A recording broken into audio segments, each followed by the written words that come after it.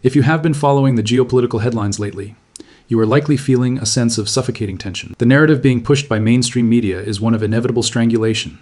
China controls 90% of the world's rare earth processing capacity. They hold the lifeblood of the modern age, the keys to everything from the electric vehicle in your driveway to the F-35 fighter jets patrolling the skies and the 5G base stations connecting our world. The headlines scream that Beijing is ready to pull the trigger to choke off the supply of these critical elements to the West, effectively bringing American industry and military readiness to a grinding halt. It feels like a checkmate. It feels like we are staring down the barrel of a weapon we cannot counter. But today, I want you to pause. I want you to look past the panic, because what looks like an invincible strategic advantage is actually a trap, not for us, but for them. We are going to dissect why this monopoly, which seems so terrifying on a pie chart, is actually a strategic death trap that is currently snapping shut on its creator. We are going to uncover the counterintuitive reality of resource warfare, that weaponizing a commodity is the fastest way to destroy your own power over it. By the end of this video, you will understand why 2026 isn't the year the West runs out of rare earths.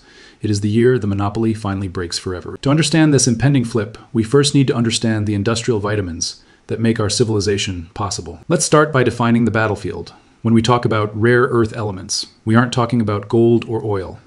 We are talking about a group of 17 distinct elements on the periodic table, specifically the lanthanides, plus scandium and yttrium. Despite the name, they aren't actually rare in the Earth's crust. Cerium is as abundant as copper. The problem and the source of the monopoly is that they are rarely found in concentrated deposits. They are dispersed, mixed together like sugar and salt in a bucket of sand. Separating them requires a complex, chemically intensive, and historically dirty process. Why do we care? Because without them, the 21st century stops working. Take neodymium and dysprosium. These are the magic ingredients in permanent magnets. If you want an electric motor that is powerful but small enough to fit in a Tesla, you need these magnets. If you want a wind turbine to generate electricity efficiently, you need tons of this stuff. If you want the guidance fin on a missile to adjust trajectory in a millisecond, you need rare earth actuators. Your iPhone vibrates because of a tiny rare earth motor. The glass on your screen is polished with cerium oxide. They are the invisible skeleton of high-tech manufacturing. And right now, the data is undeniable. For the last 2 decades, China has dominated this chain. They mine about 60 to 70% of the raw ore.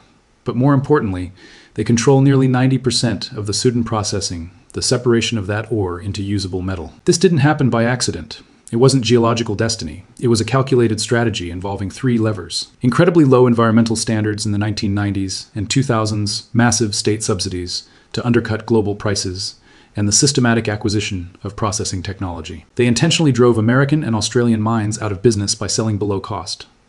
The West, addicted to cheap goods and happy to export the environmental damage of mining, willingly handed over the keys. This created the situation we see today, a stranglehold.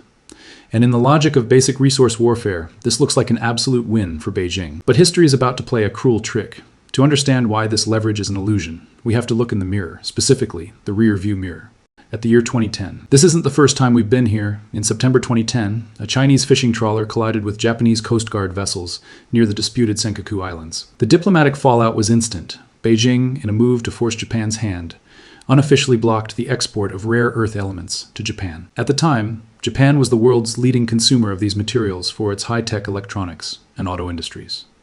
The world panicked. Prices for neodymium and dysprosium skyrocketed by 2,000% in months. It looked like the ultimate weapon had been deployed. But what actually happened? Did Japan surrender its sovereignty? Did the Japanese economy collapse? The exact opposite occurred. This aggressive act triggered what game theorists call the substitute acceleration. Japan, realizing it could not rely on a single supplier, immediately poured billions into 3 strategies: diversification, substitution, and recycling. Toyota and Honda engineers went to work. Within 2 years, they developed hybrid motors that used significantly less rare earth content. They developed induction motors that used none at all. Simultaneously, the Japanese government financed the Japanese firm Jogmec to partner with an Australian mining company, Lynas. This capital allowed Lynas to finish its massive processing plant in Malaysia, creating the first major non-Chinese supply chain in decades. The result for China was a strategic disaster. By weaponizing the supply, they destroyed demand. The high prices caused by the embargo made alternative mines in the US and Australia economically viable for the first time in years. The global market share of Chinese rare earths began a slow, painful decline from a peak of 97% in 2010. The 2010 embargo proved a fundamental economic law: scarcity breeds innovation. If you make oil too expensive, people invent better batteries. If you make rare earths too expensive or risky, people invent magnets that don't need them. Now, fast forward to 2026. Why do we see the threat resurfacing? Why would a rational actor repeat a strategy that failed so spectacularly 15 years ago? We have to look at the psychological and political dimensions. In authoritarian structures, there is often a disconnect between economic reality and political performance. The decision makers are often prioritizing wolf warrior optics, looking tough for a domestic audience, over long-term industrial dominance. There is also an institutional memory loss. The officials who managed the 2010 fallout are gone. The new guard believes their leverage is stronger now because the world is more dependent on EVs. They are betting that the West's green transition is a vulnerability they can exploit. But here is where the strategic trap becomes visible. They are severely underestimating the West's hidden counter-strike capabilities. You see, the supply chain isn't just about digging dirt out of the ground. It is about intellectual property and high-end metallurgy. Let's use an analogy. Imagine China controls 90% of the world's ink supply. That sounds scary, but the West controls the technology to build the printers. And even more importantly, the West controls the 10 demand for the printed documents. If the ink supplier refuses to sell, the printer companies don't just shut down, they invent a new way to display information, like digital screens, rendering the ink worthless. Currently, while China controls the separation of oxides, the West, specifically Japan and Germany, and increasingly the US, dominates the high-value patents for sintering high-performance magnets. Companies like Hitachi Metals hold the keys to the most advanced magnet structures. Raw neodymium is useless without the specific high-tech recipe to bake it into a magnet that can survive the heat of an EV motor. This is a symmetrical choke point. China needs these Western markets to sell their processed goods. If they cut off the raw material, they aren't just hurting the US, they are bankrupting their own mining sector, which operates on thin margins and relies on volume. Furthermore, let's look at the symmetrical destruction aspect. If China blocks exports to the US in 2026, who suffers? Tesla, sure, for a moment. But Tesla buys magnets. The companies that the magnets are often Chinese companies or companies dependent on Chinese sales. By blocking exports, Beijing would be destroying its own high-value manufacturing champions to spite American consumers. It's an economic suicide vest. But let's assume the worst. Let's assume they pull the trigger in 2026. Total blockade. What happens? We enter the simulation. Day 1, panic in the markets. Stocks and EV makers dip. Month 1, strategic stockpiles are activated.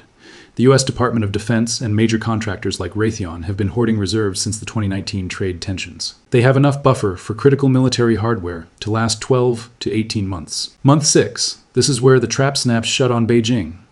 The sleeping giants of the Western mining world fully awaken. You see, the problem has never been a lack of resources in the ground. The U.S. has massive deposits. Australia has massive deposits. The bottleneck was SUD processing capacity and price competitiveness. In a blockade scenario, prices skyrocket. Suddenly, expensive Western projects become money printing machines. The Mountain Pass mine in California, owned by MP Materials, is already ramping up. By 2026, they have brought their separation facilities online. They are no longer shipping concentrate to China. They are processing it in the Mojave Desert. In Texas, Lynas is building a heavy rare earth separation facility, funded by the Pentagon. A blockade by China guarantees these projects get unlimited funding and expedited environmental permits. It removes the one fear Western investors had, that China would dump cheap supply to bankrupt them again. By cutting supply, China guarantees the profitability of its competitors. And then there is the wild card, the deep sea. While we have been fighting over dirt on land, a massive revolution has been brewing in the Pacific Ocean. The Clarion-Clipperton Zone, a stretch of seabed between Hawaii and Mexico, is covered in polymetallic nodules. These are potato-sized rocks sitting on the ocean floor, rich in nickel, cobalt, and, you guessed it, rare earths. Companies like the Metals Company are on the verge of commercial extraction. The environmental debate is fierce, but in a national security crisis caused by a Chinese blockade, the resistance to deep-sea mining will evaporate overnight. A single ship harvesting these nodules could produce a massive Chinese terrestrial mine with zero deforestation and no radioactive tailings ponds. Moreover, the tech sector is already moving on. Tesla has announced plans to move away from rare earths in their next-generation motors, using ferrite-based designs. Apple is pioneering strict recycling loops, where the rare earths in old iPhones are robotically harvested for new ones. This is the demand destruction we spoke of. Every time a geopolitical bully weaponizes a resource, the market innovates to make that resource irrelevant. So, what is the projection for 2030? Our models suggest a complete restructuring of the global map. China's market share of processed rare earths will likely plummet from today's tilde 90% to roughly 51% or even lower by 2030. They will still be a major player, yes, but a monopoly. Number the leverage will be gone. The chain will be broken into regional hubs, a North American hub centered on California and Texas, an Australian-Japanese hub, and a European hub likely sourced from Scandinavia and recycling. This brings us to the concept of deterrence via resilience. The reason the West hasn't collapsed yet, despite the threats, is that we are holding a porcupine strategy. We are building enough domestic capacity to make the pain of a blockade manageable, thereby discouraging the blockade in the first place. It is a game of chicken where one driver is handcuffed to the steering wheel, and the other, the West, is quietly building a new road. We must also consider the third-party casualties that serve as a warning. Look at Myanmar. It became a major supplier of heavy rare earths to China, often through illicit warlord-controlled mining that devastated their local environment. China outsourced the dirty work there. If the supply chain fragments, nations like Myanmar are left with the toxic cleanup and no buyers. The Belt and Road model of resource extraction is losing its shine as nations realize that being a raw material appendage to China is a strategic dead end. The conclusion is stark but optimistic for the free world. The rare earth trap is real, but China is the one standing in it. By threatening to cut the lifeline, they have forced the West to cure its addiction. The history of industrial warfare teaches us one thing: monopolies on raw materials are temporary. Superiority in innovation and system integration is permanent. As we move through 2026, expect to see volatility. Expect to see threatening speeches from Beijing. But look at the actions, not the words. Look at the construction cranes in Texas, the mining rigs in Australia, and the R&D labs in Tokyo. The monopoly is dissolving in real time.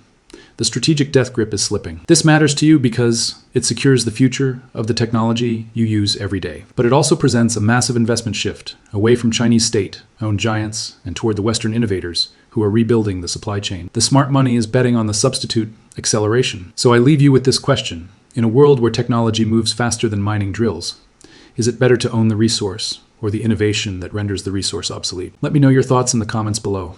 And if you want to see more breakdowns of the invisible mechanics of the global economy, make sure to like and subscribe to Visual Logic. We map the chaos so you don't have to.